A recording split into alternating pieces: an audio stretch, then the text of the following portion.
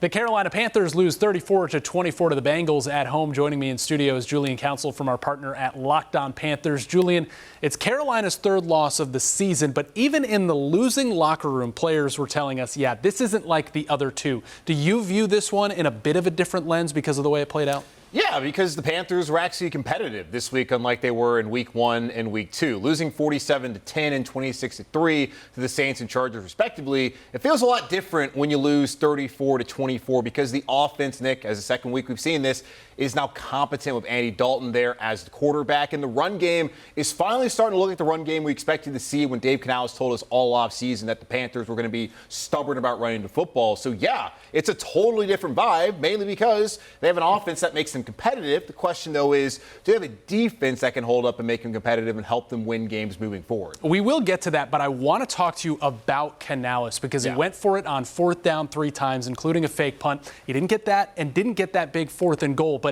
his players appreciated his aggressive approach. What's your view of the rookie coach, Ben, at least these last 2 weeks? Well, I appreciate his aggressive approach on Sunday as well. You get down to 4th down, and there was situations there on that opening drive where Deontay Johnson has the ball, gets knocked out. It is going to be called a drop. It's a great play by the defense. 2 times you try to run it there on 3rd down, 4th down. If you're at the goal line, you got to try to score a touchdown, especially when you have an efficient drive like that to open up the game. No problem with that. Then when you're down 28-14, starting out in that third quarter, you're not able to do anything in that first drive. I like the aggressiveness. And it was a play that worked until it didn't, much like Deontay Johnson's near touchdown on an opening drive. Felipe Franks has it, but he gets knocked out late. I appreciate that. He understood the situation. His defense is struggling. His offense kind of got off to a rough start there to start the second half. Why not try to maintain the ball, get back some momentum? So I did like that. And you go back to last week. You talk about how heavy a week it was for him to make that decision to put in Andy Dalton as a starting quarterback. And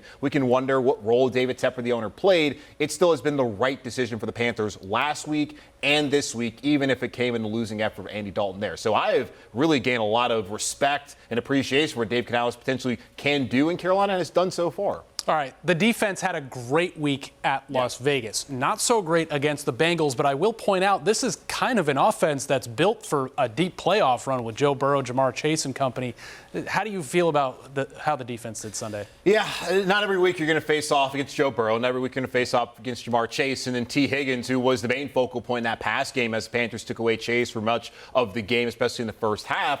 And the Bengals are also dealing with some injuries. Trent Brown, he's currently on IR. They're starting right tackle. They had a rookie and Amarius Mims playing that right tackle spot, and they didn't really take advantage of that, which is a concern for me and has been a concern for me before the season even began, the lack of a pass rush for the Panthers. Now, we did see pressure from Jadeveon Clowney where Joe Burrow escaped the pocket and threw an interception trying to get to Jamar Chase, and that's why it's important for the Panthers to be able to get the quarterback out of the pocket, be able to put pressure on him because it can lead to turnover, something where they struggled to get last season. And I just feel like this is what this defense is going to be this year. They're going to have moments where maybe they can get some takeaways, but by and large, they're not good against the run. They're not good at getting after the passer. And when you can't stop the run, you can't constantly get pressure on the quarterback, you're going to have a lot of time. You're going to have a hard time having success in the NFL, especially against some of the better offensive teams like Cincinnati with Joe Burrow, Jamar Chase, and company.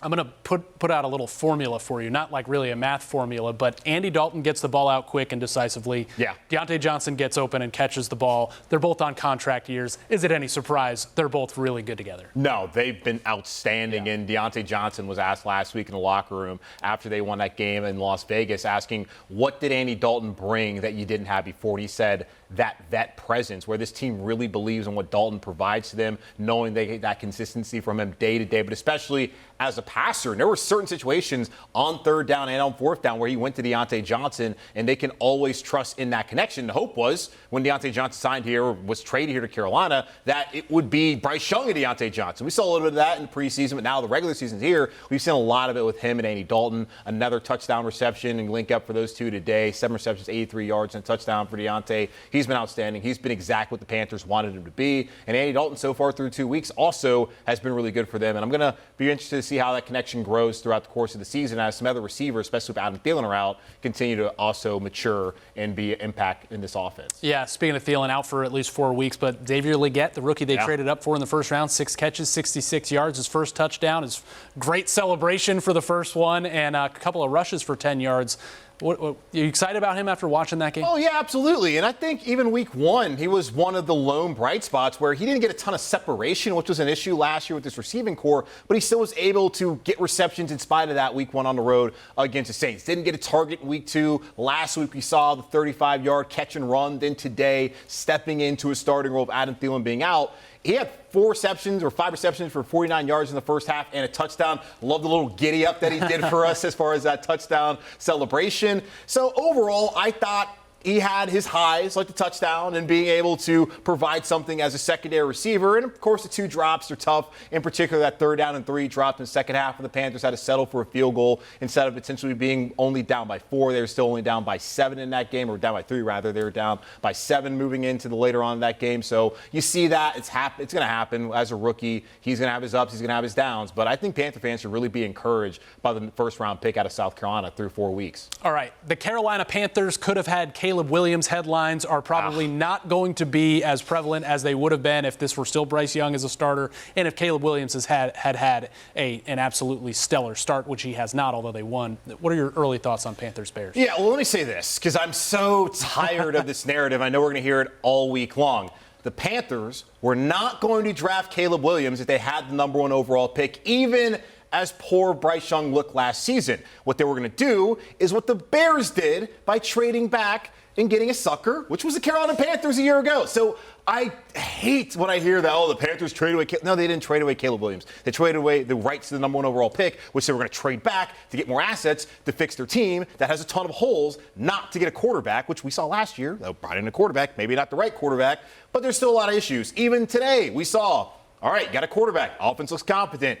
Defense is terrible. So a little bit more goes into winning football games and whether you have the right quarterback or not. But looking at the game against the Bears, Caleb Williams has looked okay. They get a win against the Rams today. The Rams are pretty depleted injury-wise.